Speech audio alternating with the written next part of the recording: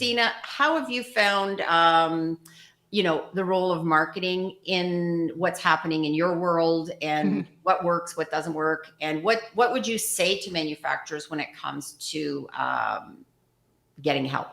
Yep. No, I was gonna interrupt you to bring this up, so thank you for bringing it up. I am still amazed at the opportunities that, like, Garner Business Media, it's probably not just us, trade media presents and offers that it's not leveraged. So I'll be at a trade show, and last year at our show, we created an MMT studio. So these videos that I do remotely, we're doing them live. Throw it out to people to invite them, right? There's a buzz about it. After the show, well, why wasn't I picked? How did I get on that show? Which is the same thing as they'll read about another shop in the magazine or read an article. Well, how did they get that article? How did they get that press release in there?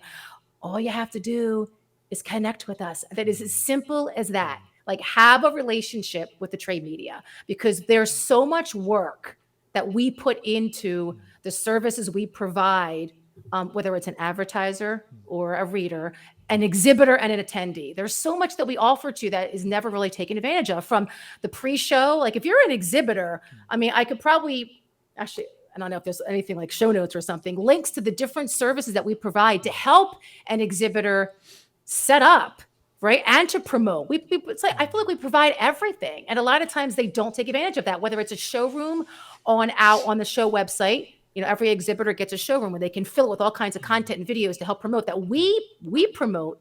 We're doing our email blast weekly, or as we get closer and closer, the frequency increases. Well, if you don't have the content up there, you're not going to look really good. When there's interviews going on, or there's in-booth demos, there's tech talks, all these different opportunities are going to happen at the show. They're pretty much open to anybody to at least inquire. We can never guarantee you'll be selected, but you got to get in the game.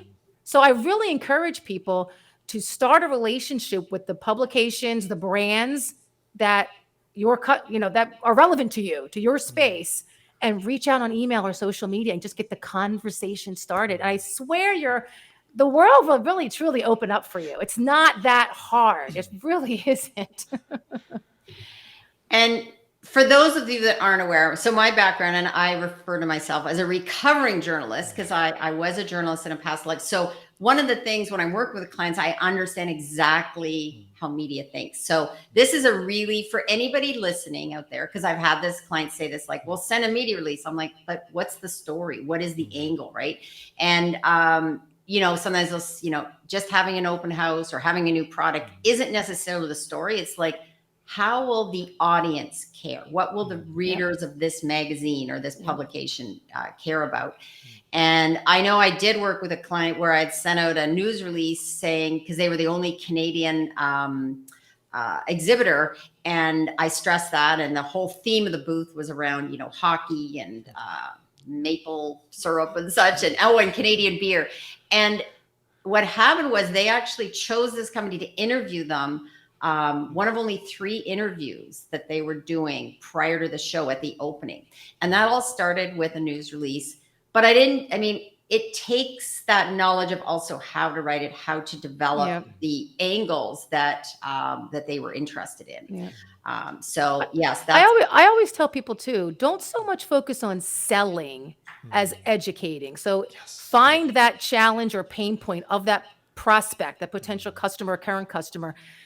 Pick one and base a display, an article, a press release, a news release, a video just around that one thing. Yes. Education.